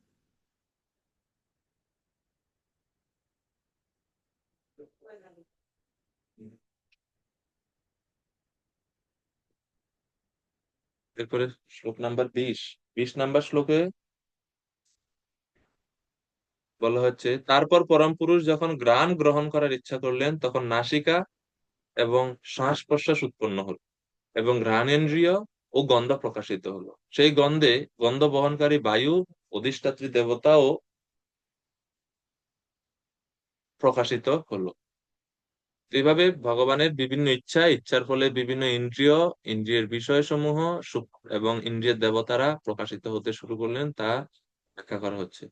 21 নম্বর শ্লোক। এইভাবে সবকিছু যখন অন্ধকার ছিল তখন ভগবান তখন নিজেকে এবং যা কিছু তিনি সৃষ্টি করেছিলেন সেই সবকিছু দর্শন করতে ইচ্ছা করেছিলেন। তখন চক্ষু, আলোকের দেবতা সূর্য, দৃষ্টিশক্তি এবং দৃশ্য বস্তুসমূহ সবকিছু প্রকট হয়েছিল।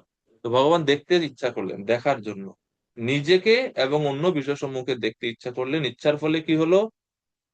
চক্ষু, চক্ষুর ইন্দ্রিয় দেবতা হচ্ছে সূর্য এবং স্থূল ইন্দ্রিয় হচ্ছে অক্ষিণী এসব প্রকাশিত হলো। প্রভাত বলছেন, এই জড় সৃষ্টিকে বলা হয় তমস বা অন্ধকার, কারণ জগতে অন্ধকার ছিল। রাত্রি হচ্ছে ব্রহ্মাণ্ডের বাস্তবিক স্বরূপ, কেননা তখন কেউই কিছু দেখতে পায় না, এমনকি নিজেকেও পর্যন্ত দেখতে পায় না। ভগবান তার অহৈতুকী করুণার প্রভাবে প্রথমে নিজেকে দর্শন করার ইচ্ছা করেছিলেন এবং সমগ্র সৃষ্টিও প্রথমে দর্শন করার ইচ্ছা করেছিলেন। তার ফলে সূর্যদেব প্রকট হয়েছেন, সমস্ত জীবের দর্শন শক্তি সম্ভব হয়েছে এবং দর্শনীয় বস্তু সমূহ প্রকট হয়েছে। অতএব সূর্যের সৃষ্টির পর সমগ্র সৃষ্টি প্রকট হয়েছে, নইলে আগে সব অন্ধকারে ছিল। এই জগৎটা মানে তত্ত্বগতভাবে এটা অন্ধকারময় জগৎ। সূর্যের উপস্থিতির ফলেই শুধুমাত্র আমরা আলো দেখতে পাই। এই জন্য যখনই সূর্য অস্ত যায় আমরা পৃথিবীর কোনো এক বিশেষ প্রান্তে যেখানে আমরা থাকি সেটা আমরা অন্ধকার দেখি। চন্দ্র আসে আবার আলো প্রদান করে, অমাবস্যার দিন আবার অন্ধকার। এটা হচ্ছে ব্রহ্মাণ্ডটাই অন্ধকার, কেননা সব দিক থেকে তো সিল করা। আপনি যদি একটা রুমে ঢুকে দরজা জানালা সব বন্ধ করে দেন, সব বন্ধ করে দেন, তাই আলো প্রবেশ করবে? অন্ধকার দেখায়। তো ব্রহ্মাণ্ড তো পুরোটা আবৃত করা, আলো প্রবেশ করবে কিভাবে? সূর্যের মাধ্যমে এবং চন্দ্রের মাধ্যমেই বা তারকাদের মাধ্যমে কিছু কিঞ্চিত আলো থাকে।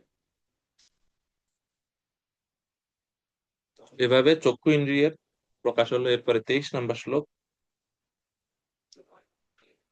গীতিকা পাল মাতাজি কৃপা করে অনুবাদ করো শ্লোক নম্বর 23।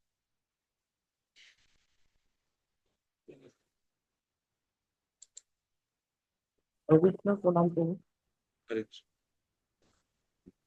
যখন কোমলতা, কাঠিন্য, উষ্ণতা, শীতলতা, লঘুতা এবং গুরুত্ব ইত্যাদি ভৌতিক গুণাবলী অনুভব করার বাসনা হয়েছিল, তখন ত্বক, রোমকূপ, দেহের রোম এবং তাদের নিয়ন্ত্রণকারী দেবতাগণ বৃক্ষসমূহ উৎপন্ন হয়েছে। ত্বকের ভিতরে এবং বাহিরে বায়ুর আবরণ রয়েছে, যার মাধ্যমে স্পর্শানুভূতি প্রকট হয়েছে। হরে কৃষ্ণ, জয় শ্রীল প্রভুপাদ। হরে কৃষ্ণ। তো এই 23 নম্বর শ্লোকে বর্ণনা করা হচ্ছে ত্বক ইন্দ্রিয়। ইন্দ্রিয় মানে স্পর্শ অনুভূতি।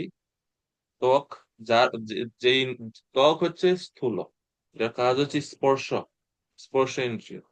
এবং এই ইন্দ্রিয়ের দেবতা হচ্ছে বায়ু। তো এই ত্বকের মধ্যে থেকে ত্বকের মাধ্যমে আমরা কোমলতা, কোনটা নরম বস্তু, কোনটা কঠিন শক্ত, কোনটা উষ্ণ, কোনটা শীতল, এগুলা সব আমরা অনুভব করি স্পর্শ ইন্দ্রিয় ত্বকের মাধ্যমে। তো এই যে এটা ভগবানের ইচ্ছা শক্তি থেকে প্রকটিত হলো। তিনি বুঝতে চাইছেন কোনটা কঠিন, কোনটা কোমল, কোনটা উষ্ণ, কোনটা শীতল, কোনটা লঘু, কোনটা গুরু, এর থেকে ত্বক, রোমকূপ, দেহের রোম এবং নিয়ন্ত্রণকারী দেবতা এসব উৎপত্তি হলো। দেহের রোম এবং পৃথিবীর শরীরে বনস্পতির মধ্যে এক ঘনিষ্ঠ সম্বন্ধ রয়েছে। তৃতীয় স্কন্ধে যার বর্ণনা করে বলা হয়েছে যে বনস্পতি সমূহ ত্বকের পুষ্টির জন্য ভোজন এবং ঔষধি স্বরূপ। তমস্য ভিন্নাম বিবিশুদ্ধি বিবিশুদ্ধিষ্ণম ঔষধি। প্রবাদ বলছেন স্পর্শেন্দ্রিয়ের ব্যাপারে যে হাতের দ্বারা স্পর্শ করার মাধ্যমে তাপের মাত্রা অনুভব করা যায়, এবং কোনো বস্তুকে হাত দিয়ে তোলার মাধ্যমে অনুভব করা যায় তা ভারী না হালকা। ওই যে গুরু না লঘু, লঘু মানে যে হালকা, গুরু মানে যে ভারী। কোনটা ভারী এটা হাত দ্বারা উত্তোলন করলে বোঝা যায়। ত্বক, রোমকূপ এবং দেহের রোম স্পর্শ অনুভূতির ভিত্তিতে পরস্পরের উপর নির্ভরশীল। এই তিনটা জিনিসই স্পর্শের জন্য দরকার, খালি ত্বক হলে হয় না। রোম এবং রোমকূপ এই দুইটারও প্রয়োজনীয়তা আছে। ত্বকের ভিতরে যে ত্বকের ভিতরে এবং বাহিরে যে বায়ু প্রবাহিত হয় তাও ইন্দ্রিয় অনুভূতির বিষয়, এবং এই ইন্দ্রিয় অনুভূতি জ্ঞানেরও উৎস, এবং তাই ইঙ্গিত করা হয়েছে ভৌতিক অথবা দৈহিক জ্ঞান আত্মজ্ঞানের অধীন, যা পূর্বে উল্লেখ করা হয়েছে। এরপরে 24 নম্বর শ্লোকে ভগবানের হস্ত ইন্দ্রিয় প্রকাশের কথা বলছে। তারপর পরম পুরুষ যখন বিবিধ কর্ম অনুষ্ঠান করার ইচ্ছা করেন কর্ম করার, কার্য করার, তখন তার হস্তদ্বয় তাদের নিয়ন্ত্রণ করার শক্তি এবং স্বর্গের দেবতা ইন্দ্র প্রকাশিত হন। সেই সঙ্গে হস্ত এবং দেবতাদের উভয়ের উপর নির্ভরশীল কার্যও প্রকটিত হয়। তো ভগবানের ইচ্ছা হয়েছে বিভিন্ন কার্য অনুষ্ঠানের জন্য স্থূল ইন্দ্রিয় প্রকাশিত হলো হস্ত। সূক্ষ্ম ইন্দ্রিয়, হাতের সূক্ষ্ম ইন্দ্রিয় হচ্ছে বল, বল, এবং দেবতা হচ্ছে ইন্দ্র, এবং এর কাজ হচ্ছে কিছু করা, কার্য বলে কিছু করতে করা। 25 নম্বর শ্লোকে ভগবানের হাঁটা চলার ইচ্ছা হয়েছে, গমনাগমন। ভগবানের তারপর গতি নিয়ন্ত্রণ করার ইচ্ছার ফলে তার পা প্রকট হয়, এবং তার পা থেকে পায়ের অধিষ্ঠাত্রী দেবতা বিষ্ণু উৎপন্ন হন।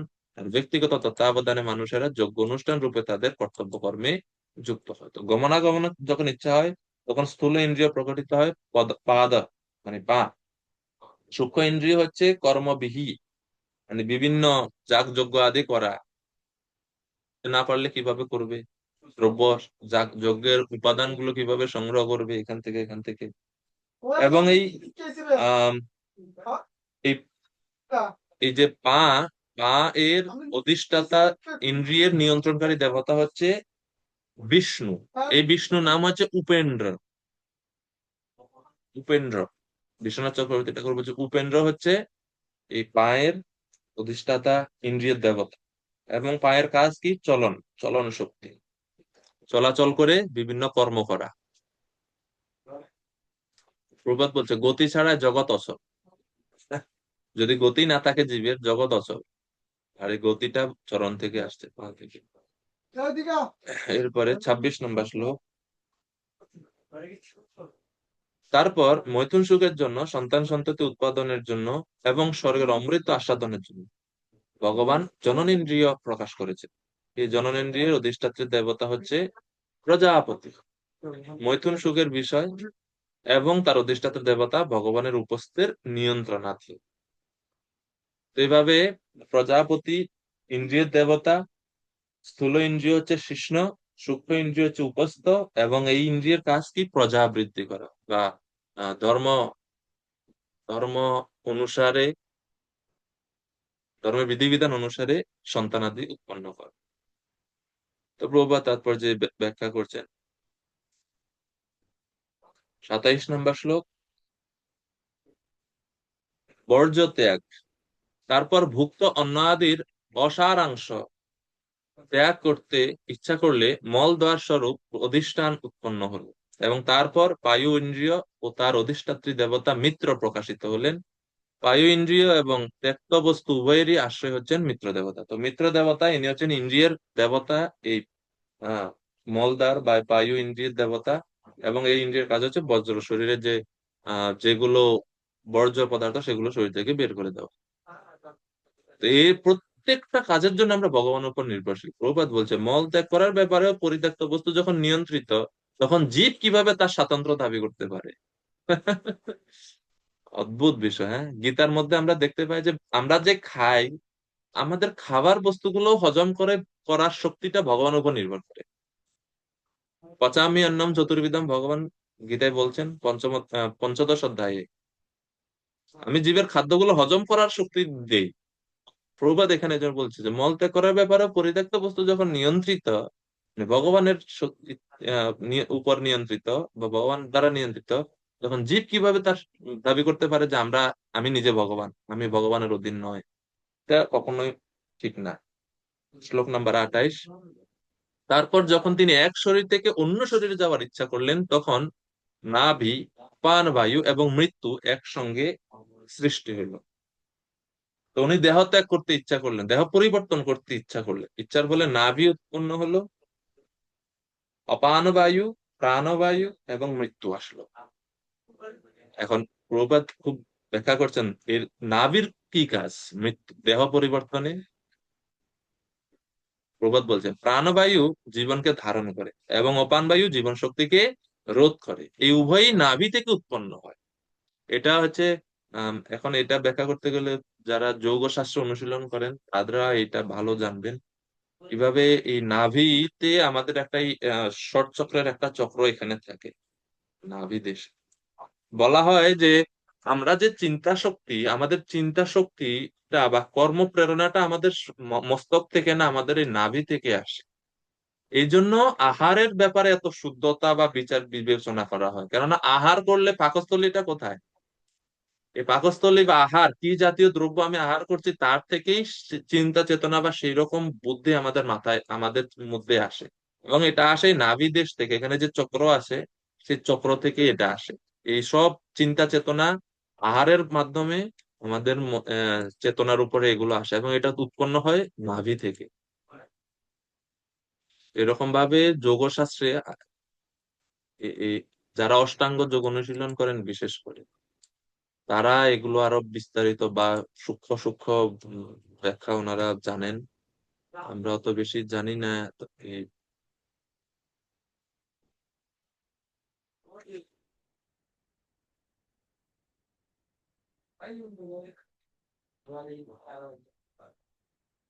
তো এরপরে প্রভুপাদ বলছেন যে এই উভয়ই নাভি থেকে উৎপন্ন হয়, উভয় নাভি থেকে উৎপন্ন হয়। আমাদের মানব দেহে যে চক্রগুলো আছে, প্রথমে হচ্ছে মূলাধার চক্র। মূলাধার চক্রটা হচ্ছে মলদ্বারের একটু উপরে উপস্থের পিছন দিকে, ওই স্থানে হচ্ছে মূলাধার চক্রের অবস্থান। আর মণিপুর চক্র নামক যে চক্র, সেটা হচ্ছে নাভিতে অবস্থান করে। এবং এই চক্র কি করে, এই চক্রকে মানে উম, যারা অষ্টাঙ্গ যোগ অনুশীলন করে, এবারে নিচে হচ্ছে মূলাধার চক্র, মূলাধার চক্রের উপরে হচ্ছে স্বাধিষ্ঠান চক্র যেটা তল পেটে, এরপরে হচ্ছে মণিপুর চক্র যেটা হচ্ছে নাভিতে। এই চক্রের এই প্রত্যেকটা চক্রকে আহ যারা অষ্টাঙ্গ যোগী তারা একটা একটা পদ্ম ফুলের সঙ্গে তুলনা করে, এবং প্রত্যেকটা চক্রের জন্য একটা বীজ মন্ত্র আছে। তো যারা অষ্টাঙ্গ যোগী তারা ওই বীজ মন্ত্র উচ্চারণ করে এক একটা চক্রকে তারা আনফোল্ড করে, তারা মানে চক্রগুলোকে প্রকাশ করে, চক্রগুলোকে আরো জাগ্রত করে। এই মণিপুর চক্র যেটা, এই মণিপুর চক্রে যে পদ্ম, সেই পদ্মের 10টা মানে পাপড়ি, 10 দল বিশিষ্ট এই পদ্ম, এবং এই পদ্ম হচ্ছে বেগুনি রঙের। এটা আমাদের চেতনা, জীবনী শক্তি, আবেগ, বিভিন্ন কর্মবাসনা এই সবগুলো নিয়ন্ত্রণ করে এই মণিপুর চক্র। এবং এটা হচ্ছে মাংস ধাতুর শক্তি এবং তেজ শক্তিরও আধার এই মণিপুর চক্র। এজন্য এই মণিপুর চক্রে যখন বা এই চক্র যখন কোনো উত্থান পতন হয়, তখনই মানুষের পেটের রোগ হয়, হজম হচ্ছে না, এই সেই গুলা। তো যারা অষ্টাঙ্গ যোগী, তারা এই মানে ওই বিশেষ মন্ত্র আছে এই চক্রকে ঠিক করার জন্য। ওই মন্ত্র উচ্চারণ করে জপ করে তারা ওই চক্রকে ঠিক করলে পেটের অসুখ ঠিক হয়ে যায়, এরকম। তো প্রভুপাদ আরো বলছেন তাৎপর্যে, এই নাভি এক দেহের সঙ্গে আরেক দেহের যোগসূত্র। একজন মায়ের সঙ্গে একজন সন্তানের সম্পর্কটা কিসের হয়, কোন অঙ্গের দ্বারা হয়? নাভির সঙ্গে যুক্ত থাকে। যখন বাচ্চা মায়ের গর্ভে থাকে তখন সেই নাভিতে আম্বিলিক্যাল কার্ড যেটা থাকে, একটা নাড়ির সঙ্গে যুক্ত থাকে। এই আম্বিলিক্যাল কার্ডের দ্বারাতে মায়ের কাছ থেকে সমস্ত পুষ্টি বাচ্চা শরীরে যায়। জন্মগ্রহণের পরেও এই নাড়ি কাটা একটা সংস্কারই আছে যখন বাচ্চা থাকে। তো নাড়ির মাধ্যমে সন্তানের সঙ্গে মায়ের সম্পর্ক থাকে। আর প্রবাদ পরে বলছে, ব্রহ্মা গর্ভদোষায় বিষ্ণুর নাভি থেকে বিভিন্ন শরীর বিভিন্ন ভিন্ন শরীর রূপে প্রকট হয়েছিলেন এবং অন্যান্য দেহের জন্মের ব্যাপারেও এই নিয়মই পালন করা হয়ে থাকে। অর্থাৎ ভগবানের নাভি থেকে পদ্ম ফুলের উপরে ব্রহ্মা আসছেন, ব্রহ্মা বিভিন্ন জীবের দেহ সৃষ্টি করছেন। এর মানে পরোক্ষভাবে ভগবানের নাভি থেকেই সমস্ত জীবদের বা এই পদ্ম থেকে সমস্ত জীবের দেহগুলো সৃষ্টি হচ্ছে। একটি শিশু শরীর তার মায়ের শরীর থেকে উৎপন্ন হয়। শিশুটি যখন তার মায়ের শরীর থেকে বিচ্ছিন্ন হয় তখন তা হয়ে থাকে নাভি গ্রন্থি ছিন্ন করার মাধ্যমে। এভাবে পরমেশ্বর ভগবান বিভিন্ন রূপে নিজেকে প্রকাশ করেছেন। তাই জীবের হচ্ছে ভগবানের বিভিন্ন অংশ এবং এই সূত্রে তাদের কোনো স্বতন্ত্রতা নেই। প্রভুপাদ ঘুরে ফিরে ওই এক জায়গাতে, আমরা ভগবানের উপর নির্ভরশীল, আমাদের কোনো স্বতন্ত্রতা নাই। এটা হচ্ছে প্রভুপাদের মূল লক্ষ্য। কেননা ভবিষ্যতে মানুষ হয়তো সবাই অত সৃষ্টিতত্ত্ব অত ভালো করে বুঝতে নাও পারে, কিন্তু এটা যেন বুঝে যে আমরা ভগবানের উপর নির্ভরশীল, আমাদের উচিত ভগবানের ভক্তি করা। আমরা আমাদের কোনো ব্যক্তি স্বতন্ত্রতা বা আমরা স্বাধীনভাবে ভোগ করতে পারি না এই জগৎ। তো নাভি এই জন্য মানে অন্য দেহ পরিবর্তনের জন্য নাভির গুরুত্ব রয়েছে। 29 নম্বর শ্লোক। ও, এই দেহ পরিবর্তনের জন্য এই মৃত্যু যে, ইনি হচ্ছেন ইন্দ্রিয়ের দেবতা। এই ইন্দ্রিয়ের দেবতার নামই হচ্ছে মৃত্যু, এবং ওনার মৃত্যুর ফলে এক দেহ থেকে আরেক দেহে আমরা দেহ পরিবর্তন হয়। 29 নম্বর শ্লোক। যখন তার আহার এবং পান করার ইচ্ছা হয়েছিল তখন কুক্ষি, অন্ত্র ও নাড়ি সমূহ প্রকাশিত হয়েছিল। এটা হবে আহার এবং পান তো 17-18 নম্বর শ্লোকে দেখা হয়েছে, দেখলাম আমরা সেখানে তালু জিহ্বা আসছে। এই 29 নম্বর, এটা হচ্ছে আহার এবং পানীয় হজম করার জন্য। খাবার তো খাইলাম, হজম তো করতে হবে, পানি পান করলাম, হজম করতে হবে।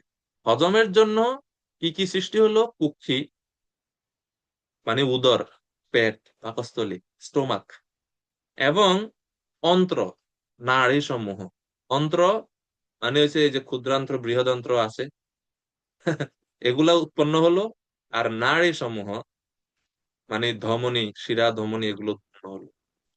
নদী এবং সমুদ্র সমূহ তুষ্টি এবং পুষ্টির উৎস। এইভাবে কুক্ষি বা হজম, কেননা জীব সে পুষ্টি এবং পুষ্টি, তুষ্টি মানে হচ্ছে হজম যখন হয়, খাদ্য হজমের গুরুত্বটা কি? আমরা যা কিছু খাইলাম এটা তো আমাদের শরীরের কোনো কাজে লাগে না। আমি যদি অন্ন খাই, অন্ন তো শরীর ডাইরেক্ট নিতে পারে না। অন্নকে সে বিভিন্ন এনজাইম দ্বারা ভেঙে সেখান থেকে যে উপাদান, ভিটামিন, শর্করা যেগুলো আছে, এগুলা জীব মানে জীবের দেহের কাজে লাগে, মেটাবলিজম, এগুলা জীবের দেহ কাজ করতে ওগুলা লাগে। সরাসরি তো কোনো অন্ন ডাল তো সরাসরি লাগে না। তো এই জন্য হজম শক্তিটার গুরুত্ব হচ্ছে, এটা হজমের দ্বারাতে পুষ্টি এবং পুষ্টি এই দুইটা জিনিস আমরা লাভ করে থাকি।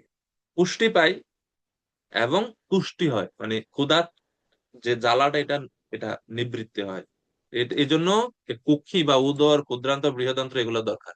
স্টোমাকে খাদ্য যায়, সেখানে খাদ্য হজম হয়, পিত্তরস বা আরো যকৃত থেকে যে রস আসে, হজম হয়। হজম হওয়ার পরে এগুলো এখন এগুলা ট্রান্সফার হতে প্রথমে ক্ষুদ্রান্তে যায়, ক্ষুদ্রান্ত দিয়ে যেতে যেতে, এই ক্ষুদ্রান্ত দিয়ে যেতে যেতে কি হয়, শরীরের এই খাদ্য থেকে যে যে জিনিসগুলো, উপাদানগুলো আমাদের শরীরে প্রয়োজনীয়, সেগুলা শরীর নিতে থাকে।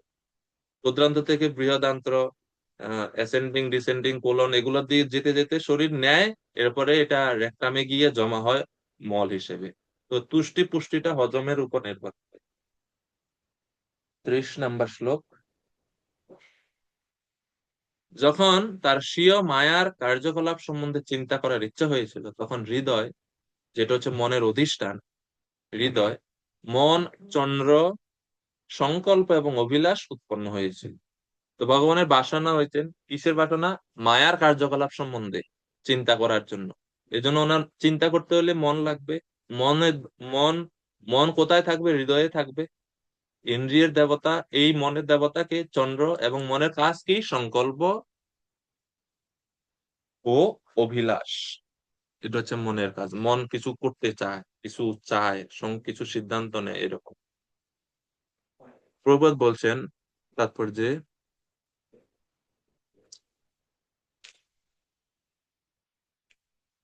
পরমাত্মা যখন বদ্ধজীবের হৃদয়ে অধিষ্ঠিত হন, তখন বদ্ধজীবের মন প্রকাশিত হয় এবং সে তার বৃত্তি সম্বন্ধে সচেতন হয়, ঠিক যেমন ঘুম থেকে ওঠার পর মানুষ তার কর্তব্য কর্ম সম্বন্ধে সচেতন হয়। তাই পরমাত্মা যখন জীবের হৃদয়ে অধিষ্ঠিত হন, তখন জীবের মনের বিকাশ হয় এবং তার মনের অধিষ্ঠাতা দেবতা চন্দ্র, মনের কার্যকলাপ যথা চিন্তা, অনুভূতি এবং ইচ্ছা প্রকাশিত হয়। হৃদয়ের প্রকাশ না হলে মনের কার্যকলাপ শুরু হতে পারে না। তাই হৃদয়ের প্রকাশ হয় যখন ভগবান জোড়া সৃষ্টির কার্যকলাপ দর্শন করতে ইচ্ছা করে।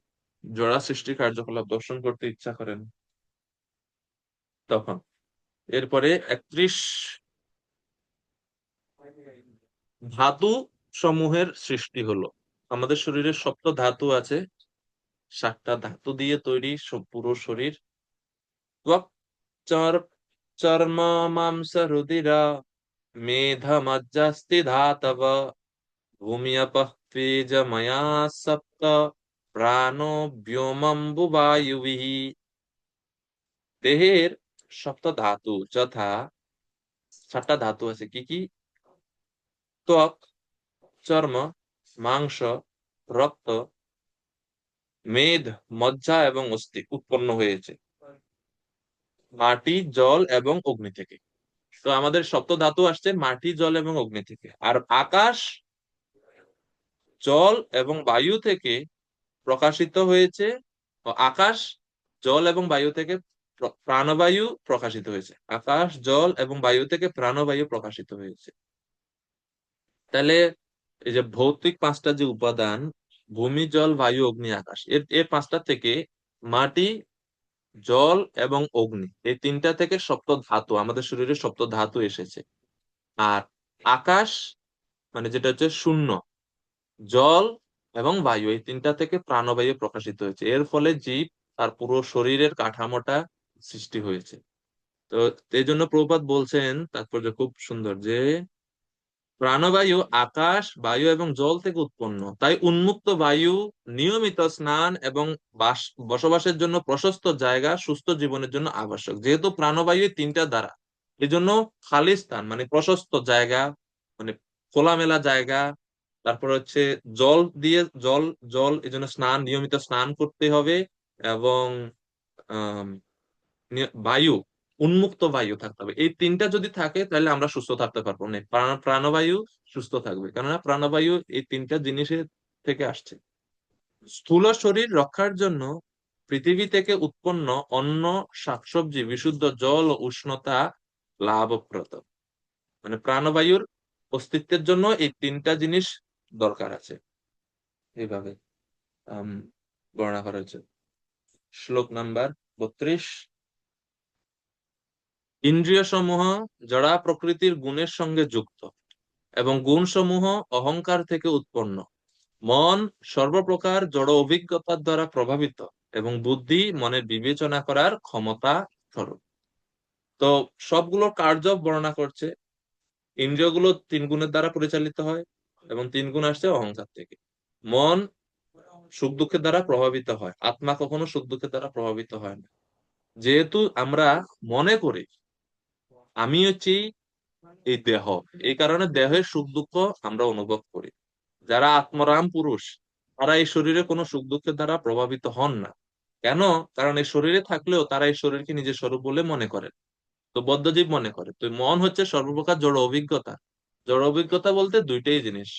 জড় অভিজ্ঞতা মানে হচ্ছে দ্বন্দ্ব, সুখ দুঃখ, মান সম্মান, লাভ ক্ষতি, এইসব। এটা দ্বারা মন প্রভাবিত হয়। আর বুদ্ধির কাজ কি? বুদ্ধি বিজ্ঞান রূপিণী। বুদ্ধির কাজ হচ্ছে বিবেচনা, ডিসক্রিমিনেশন। বুদ্ধি, ইন্টেলিজেন্স, বিচার কর কোনটা ভালো কোনটা মন্দ, এটা বুদ্ধির কাজ। তো এই হচ্ছে আমাদের মানে একজন একটা জীবের জন্য, একটা প্রাণীর জন্য, একটা দেহের জন্য যা যা কিছু দরকার সবগুলো এভাবে আস্তে আস্তে আস্তে আস্তে সৃষ্টি হচ্ছে। এখন সমাধান দিচ্ছেন 33 থেকে 35 নম্বর শ্লোকে, যে জ্ঞানীরা ভগবানের বিরাট রূপের সূক্ষ্ম ও স্থূল উভয় রূপ স্বীকার করে না। যারা জ্ঞানী তারা এটা স্বীকার করে না। 33 নম্বর শ্লোকে বলছে, এ তদ ভগবত রূপম স্থূলম তে ব্যাহিতম মায়া মহি আদিবি চ আবরণৈ অষ্টবি বহি আবৃতম। এভাবে পরমেশ্বর ভগবানের বহিরঙ্গা রূপ পৃথিবী আদি অষ্ট আবরণের দ্বারা আবৃত, যা আমি পূর্বে আপনার কাছে বিশ্লেষণ করেছি।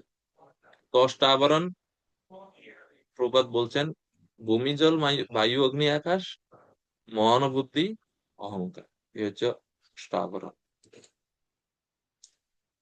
এরপরে বলছে, অতএব এর অর্থাৎ এই জড় জগতের অতীত এক দিব্য জগৎ রয়েছে, যা সূক্ষ্ম থেকে সূক্ষ্মতর। সেই জগতের আদি, মধ্য এবং অন্ত নেই, তাই তা বাণী অথবা চিন্তার অতীত, এবং তা জড় ধারণা থেকে ভিন্ন। এই স্থূল রূপের অতীত বা স্থূল রূপ ব্যতীত একটা সূক্ষ্ম রূপ আছে, যা অদৃশ্য, আদি ও অন্তহীন, এবং বাক্যের অতীত, মানসিক কল্পনা শক্তির অতীত।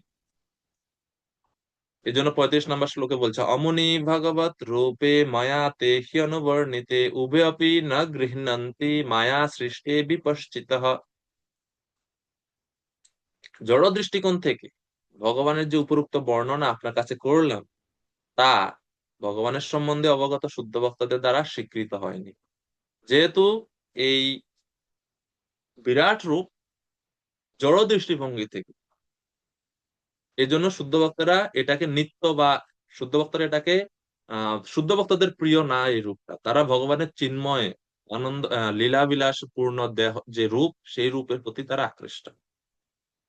প্রবাদ ব্যাখ্যা করছে, নির্বিশেষবাদীরা পূর্ব বর্ণিত দুইটি রূপে পরমেশ্বর ভগবানকে চিন্তা করে। একদিকে তারা ভগবানের সর্বব্যাপক বিশ্বরূপের আরাধনা করে, আবার অপরপক্ষে তারা ভগবানের অব্যক্ত অবর্ণনীয় সূক্ষ্ম রূপের চিন্তা করে।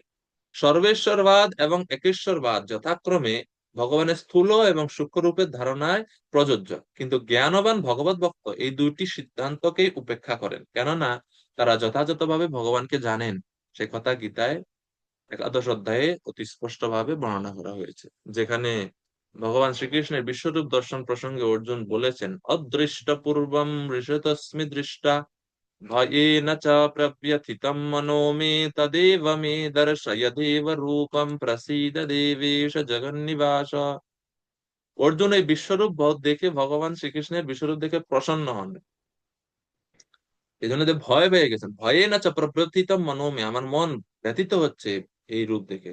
তদেব মে দর্শয় দেব রূপম, আপনার প্রকৃত রূপ প্রদর্শন করো। তিনি প্রসন্ন হননি এই রূপ দেখে, বিরাট রূপ দেখে তিনি ভীত হয়েছেন। এই জন্য অর্জুনের মতন ভক্ত তিনি দেখতে চান না। প্রভুপাদ বলছেন, তিনি ভগবানের কাছে প্রার্থনা করেছিলেন চতুর্ভুজ নারায়ণ অথবা কৃষ্ণ রূপ ধারণ করতে, যা কেবল অর্জুনের প্রসন্নতা বিধান করতে পারত। নিঃসন্দেহে ভগবান নিজেকে অনেক রূপে প্রকাশ করার পরম শক্তি রয়েছে, কিন্তু তার শুদ্ধ ভক্তেরা ত্রিপাদ বিভূতি নামক ভগবত ধামে ভগবান যে নিত্যরূপ প্রকাশ করেন তা দর্শন করতে আগ্রহী। ত্রিপাদ বিভূতি সমন্বিত তার ধামে ভগবান চতুর্ভুজ রূপে অথবা দ্বিভুজ রূপে নিজেকে প্রকাশ করেন। জড় জগতের ভগবানের যে বিশ্বরূপ প্রদর্শন করেছেন, তার অসংখ্য হাত এবং সর্বতভাবে অন্তহীন রূপে তিনি তার অসীম বিস্তার প্রদর্শন করেছিলেন। ভগবানের শুদ্ধ ভক্তরা তাকে বৈকুণ্ঠ রূপ, নারায়ণ অথবা কৃষ্ণ রূপে আরাধনা করেন, তারা এই রূপ পছন্দ করেন। এটা হচ্ছে মূল বিষয়। এই জন্য চৈতন্য মহাপ্রভু বলছেন, ত্রিপাদ বিভূতি কি? ভগবানের চিন্ময় জগৎকে বলা হয় ত্রিপাদ বিভূতি, আর এই জড় জগৎকে বলা হয় একপাদ বিভূতি। মানে জড় জগৎ হচ্ছে একপাদ বিভূতি দ্বারা সৃষ্টি, মানে ভগবানের শক্তি সমূহের এক অংশের দ্বারা এই জড় জগৎ, আর তিন অংশ চিন্ময় জগৎ। এই জন্য এটাকে বলে ত্রিপাদ বিভূতি এবং একপাদ বিভূতি। আমরা আগে পড়েছিলাম না ত্রিপাদ এবং একপাদ বিভূতির মধ্যে পার্থক্য?